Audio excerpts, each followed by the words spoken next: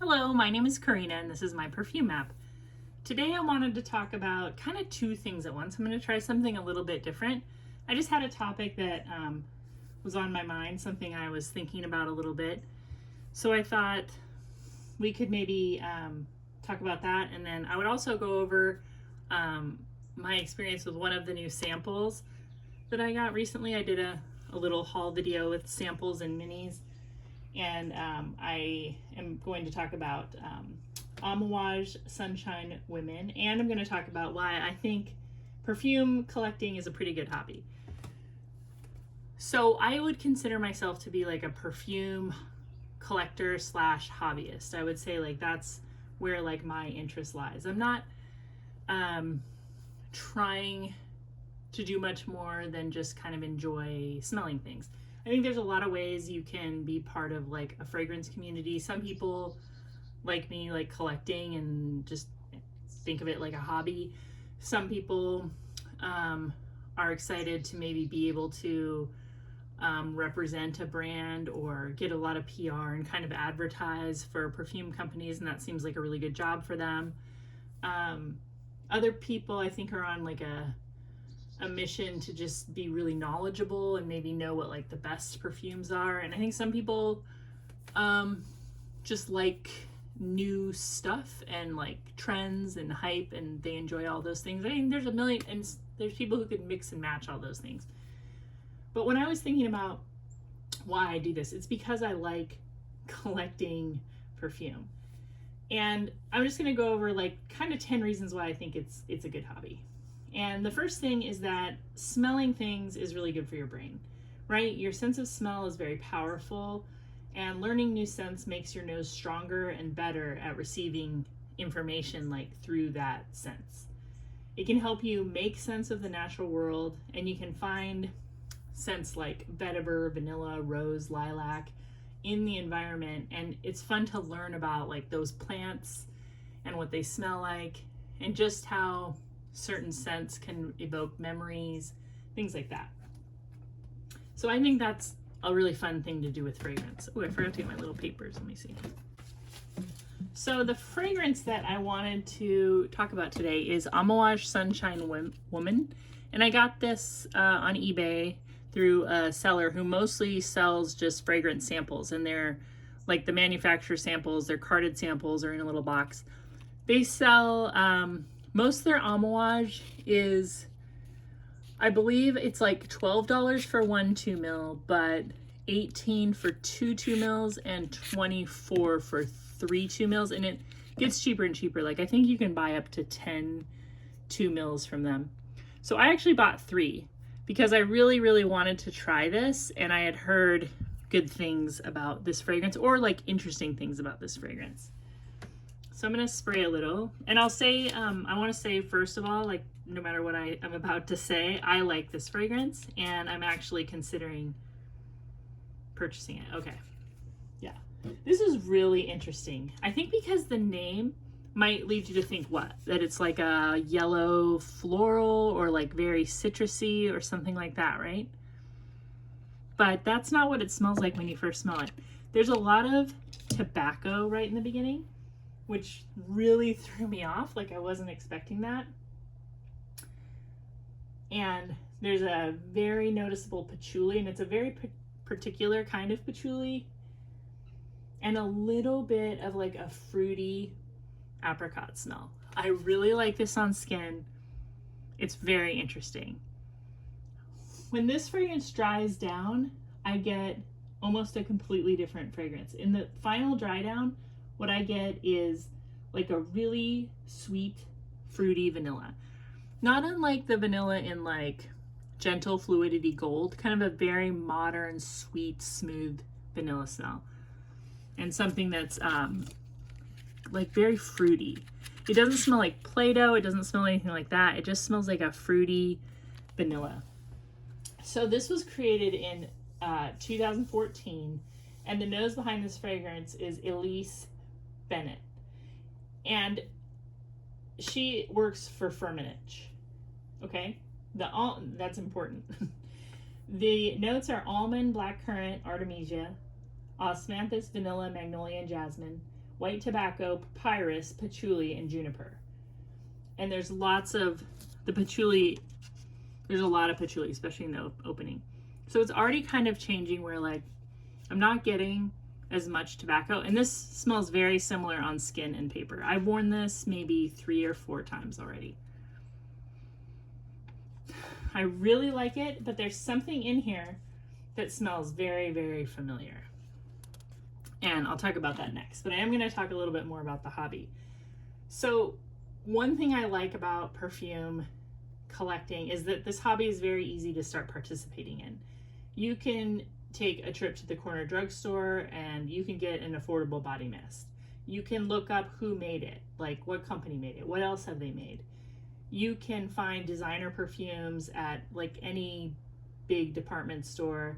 You can sample purchases online. You can even sometimes find perfume secondhand. So there's nothing stopping you from joining the fragrance community. If you like to smell things, like you're in, that's all it takes. And you can just start your collection with whatever you want. It doesn't matter, especially to me. Like I am not snobby about perfume at all. So that I did find this sample, this Iris 39 by Le Labo. I did find this secondhand at it came in a lot as part of the items I bought at Shop Goodwill. I buy a lot of lots from Shop Goodwill. And I liked this fragrance. I remember smelling it and thinking, oh, that is on my list. But I'm pretty sure this has been discontinued. Which means if I want it, oh, it smells so good. This is such a good, it reminds me of something. I can't really think of what it is, but it gives me like a scent memory. This is Iris 39 by Le Labo. So the thing about this, the reason why I think these are kind of similar is that they are both made by Firmenich perfumers. The nose behind Iris 39 is Frank Voelkl.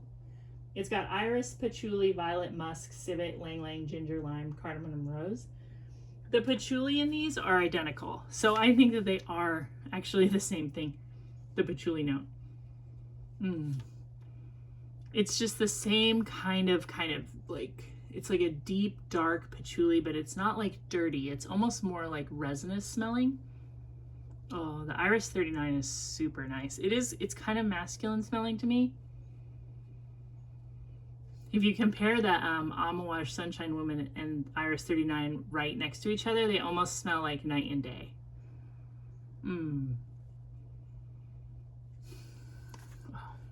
I wish I could get it. If I could get a bottle of the Iris 39, I would. I think I remember though wearing it and thinking I didn't like the dry down as much. Both of these have like a significant change in the dry down. And the Iris 39 I think dries down to be a little bit more like, you smell more like of that ginger and cardamom lime, kind of like a musky, spicy, almost like a barbershop scent. But it's so good on the opening. They're both really good on the opening, really interesting. And I've said before, I think that perfumers are intentionally giving you like the best a perfume has to offer, like right in the beginning with new perfumes, because I think that sells them. But with Amouage Sunshine Woman, I think that you would almost like be turned off, but you would be surprised at how sweet and vanilla-y the dry down is.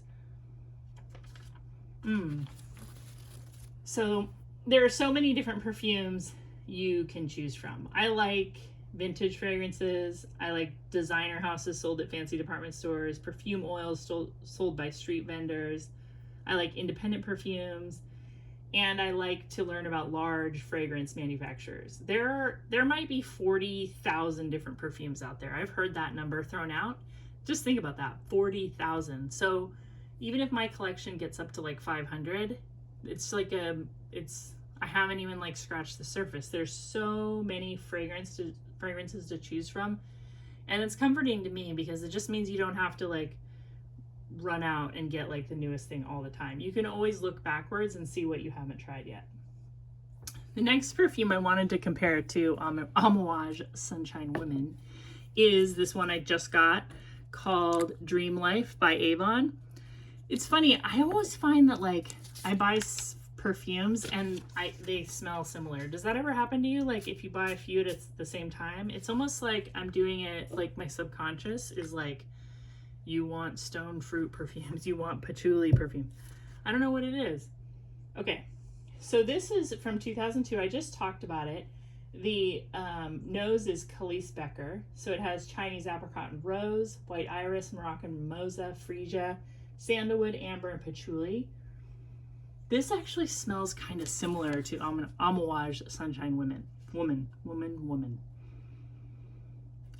It's not a dupe, I'm not telling you that. It's not like, oh, stop buying this. It's almost like a lighter, like powdery version of this perfume, because it has the apricot and the patchouli. Dreamlife is a little more pungent though when it comes to the apricot. You know, stone fruits like this can smell like armpit to me, or cat pee. They both have that, but I feel like I will like wearing Dreamlife a lot more in the winter. I don't think I would want to wear this in the summer because of that, like, it's got a little bit of a sweaty apricot smell. But I think that if you like Sunshine Woman, you might like Dreamlife, and this is about $12. And I buy almost all my Avon stuff from eBay. And I've never had a problem buying any fragrance on eBay, just so you know. But I don't try to buy like the black opium for $25. Okay, that's fake. We all know that's fake, or it's like it's stolen or something. I don't do that, but like Avon items are good. Yeah, Dreamlife is very apricot-y, patchouli, and it's like pretty interesting. It also has iris, so that would even kind of make it similar. These could all be in somebody's collection, like, and you would, if you like one of these, I think you will kind of like all of them. Oh, that Iris 39 is so good, but Dreamlife is really, really good.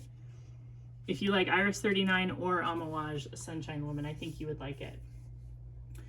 There are so many different ways to participate in fragrance collecting. You can focus on like a certain type of fragrance, like a body mist, and you could have a full collection that's just body mists or body sprays or dupes, or for example, fragrances created before 1990. You could spend time learning all about perfumes made by a single perfume nose or a fragrance house. You can learn the history of perfume. You can even learn about other scented products made by perfumers, like soap or deodorant. I mean, there's probably soap and deodorant out there made by Olivier Cresp or whoever is your favorite perfumer. They've probably also made soap. They could have made detergent. They could have made body wash. And like, it's just part of the job as a perfumer. It could be out there. I know that Honoring Blanc has said that she has done such things. The other thing I like about collecting fragrances is just the hunt of finding nostalgic vintage fragrances. Like if you're looking for discontinued fragrances, even if it's just a body mist or like an extrait de parfum, it can be a really fun treasure hunt. When you find an older bottle of perfume, it can remind you of a person or a time you've forgotten. It might even be a scent that you didn't know was a perfume, but as soon as you smell it, you're like sent back to elementary school because that is what your teacher wore. You like all of a sudden realize that. Perfume is really, really fun that way. The next one I want to compare is this Dua, what does it say? The Dua brand. The Dua brand hashtag intensified. I bought this on Macari. I bought it used. And I had a Macari coupon for like $15 off, and the seller wanted like $30 free shipping. So yeah, this was like you might even want, I feel like I paid out the door like $14. And this one, again, same patchouli. I don't know where Dua gets their patchouli, but it smells really similar to the Firmenich patchouli.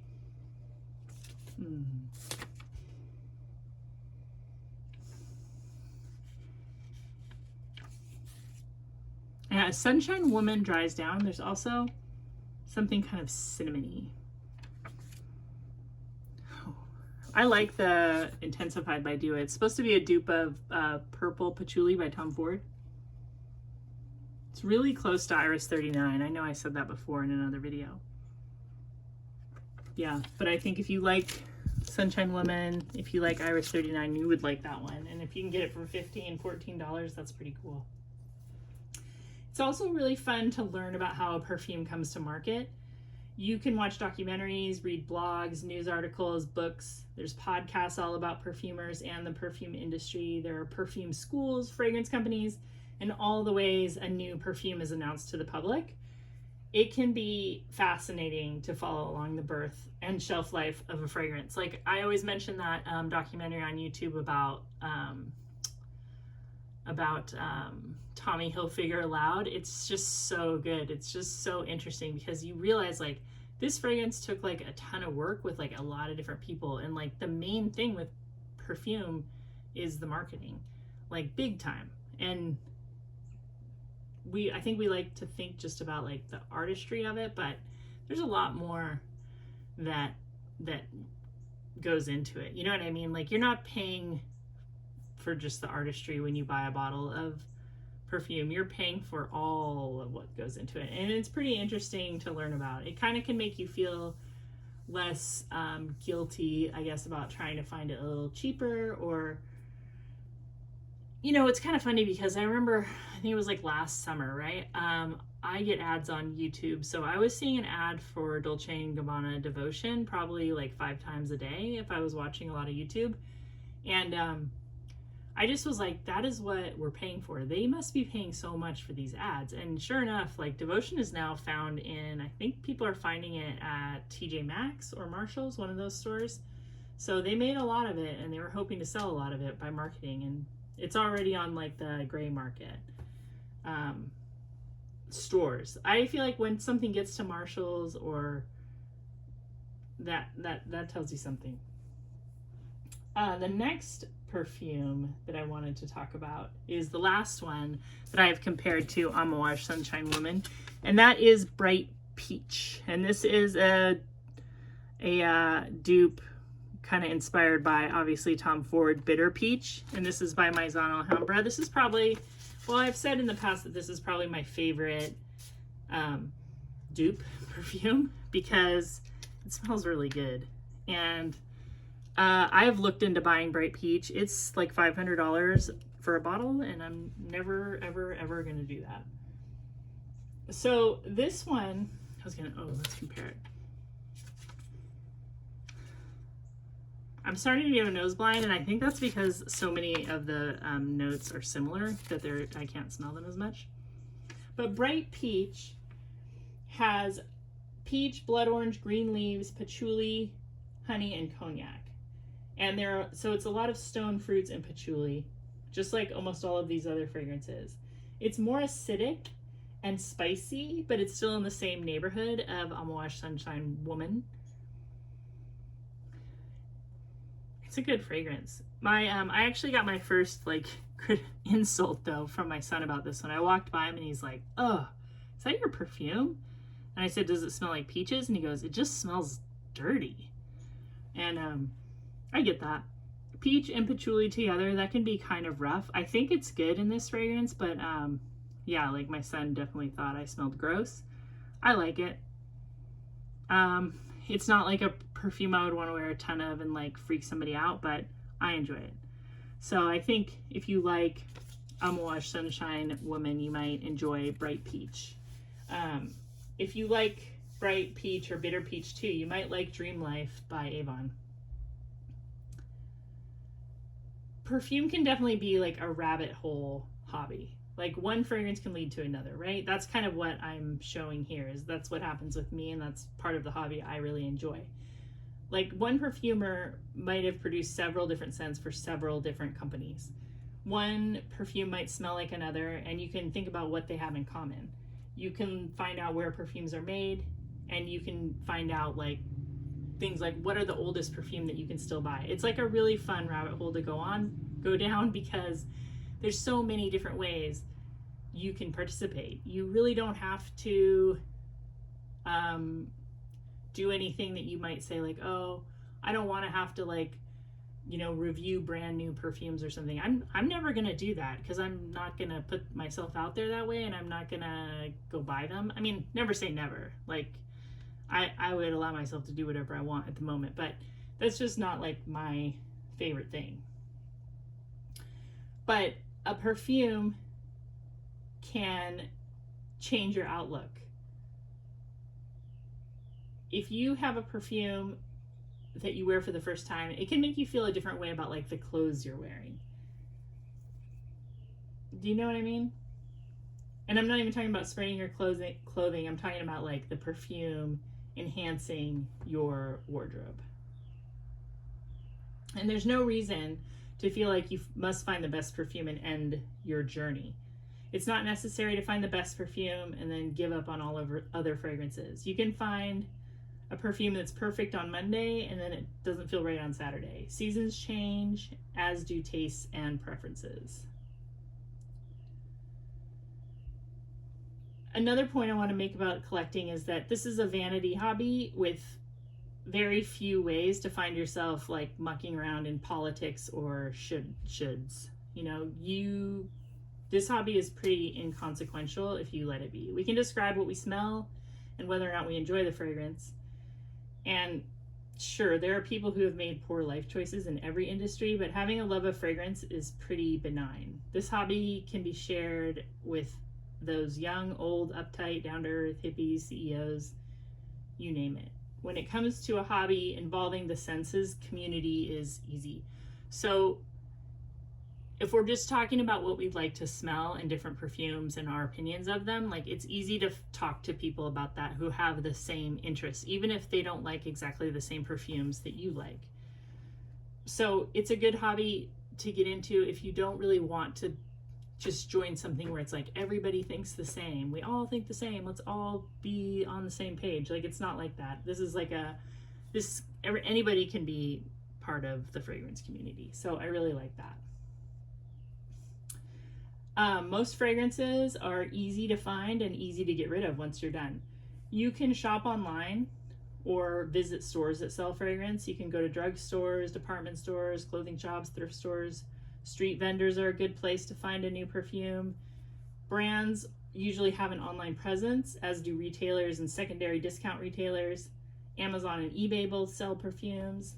And when you're done with your perfume or you pick something that you don't like, you can sell it online. You can offer it on an online local marketplace. You can donate it or give it to a fragrance buddy. And it's a lot easier to unload a fragrance, you know, than it is to get rid of your hobby car or even your luxury handbag. It's not that much of a commitment. It really isn't. And also it's a fun hobby because look at how small the footprint is of bottles. Like these bottles are super small. Like even if you end up with 500 bottles of perfume, most of them take up less space than a book. You can probably store it all in a small closet or in a stack of tubs. The perfume bottles usually come in boxes that protect them, and they can be tucked away if you need a visually sparse space for a little while. So yeah, I just think collecting perfume is pretty fun. I think that anybody can join, anybody can do it. It doesn't have to be such a big deal. Sometimes I feel like in every hobby, there's just always like this point where maybe people who have been reviewing perfumes or talking about perfumes for a long time, all of a sudden are like, everything's bad now, everything's terrible, the whole thing's been ruined. I mean, come on. Let's like all agree that it's still like a pretty fun hobby and good time. Anyway, I hope this worked out. It's kind of hard to talk about two things at once, but I just wanted to try it to see how it went. Thank you all for watching my videos. Thank you for commenting. Thank you for just liking my videos. I really think it's nice and it makes me feel pretty good. And I hope you're having a great day, and I'll talk to you real soon. Bye. Subscribe.